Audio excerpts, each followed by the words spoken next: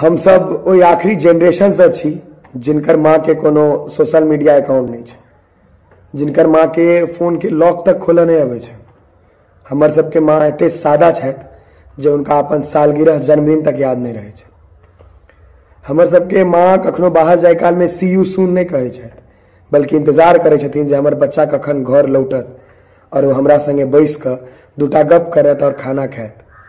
हमर सबके माँ कखनो ई नहीं कहे छथि जे बउआ होटल में खा लेब, हम खेनाई नहीं बनाएब। ओ कतबो भोरे जाइए वहाँ, वो भोरे भोर उठ के अहाँ के खाना बना कर टिफिन में दे देती। वो खाना नहीं उनकर प्यार रहे छन जे हमर बच्चा बाहर के खा कर बीमार नहीं भ जाए। और हमें सबके माँ के नहीं बेसी जरूरत रहे, नहीं बेसी ख्वाहिश।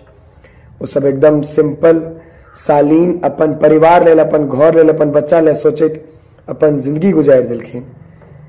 हम सब आखिरी जनरेशन छी जिनकर माँ एते सिंपल और एते सादा छथिन। कभी बदलाता नहीं पर अंधेरा